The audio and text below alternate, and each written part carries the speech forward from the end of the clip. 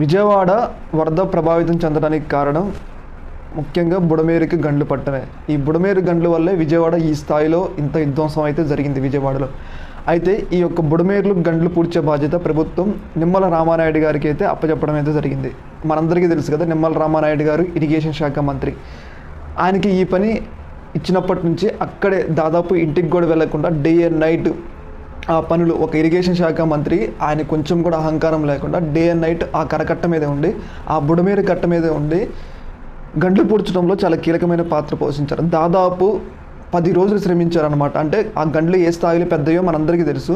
దాదాపు ఆ గంటలు పూడ్చడానికి 10 రోజులు శ్రమించి ఆఖరికి నిమ్మల రామానాయుడు గారు తనకిచ్చిన పని అయితే సక్సెస్ అయితే చేయడం అయితే జరిగింది. ఏదేమైనా కానీ నిమ్మల రామానాయుడు గారికి తన పని మీద ఉన్న కమిట్మెంటే ఆయన ఈ స్థాయికి తీసుకొచ్చిందనటంలో ఎలాంటి సందేహం లేదు. నిజంగా ఆయన కనుక చొరవ తీసుకోకపోతే, అక్కడే ఉండి ఈ యొక్క పనులని కనుక ఆయన పర్యవేక్షించకపోతే బుడమేరు గండ్లు పూడ్చడం అనేది ఇంకొంచెం లేట్ అయ్యి ఉండేది. మళ్ళీ విజయవాడ వర్ష ప్రభావితం కావడానికి అవకాశం ఉండేది. కాకపోతే ఆయన ఎలా అయినా పూర్తి చేయాలని చెప్పేసి అక్కడే దాదాపు 10 రోజులు డే అండ్ నైట్ తినటం, అక్కడే అన్ని పనులు చేసుకొని ఆయన బుడమేరు గండ్లు పూడ్చడంలో చాలా కీలకమైన పాత్ర పోషించారు. ఏదేమైనా కానీ నిమ్మల రామానాయుడు పనికి ఆడసాబ్ చెప్దాం.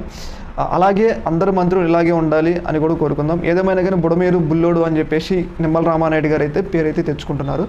నిమ్మల రామానాయుడు గారికి ఒక లైక్ వేసుకోండి ఆయన పని పట్ల. ఓకే, మరి థ్యాంక్ యూ.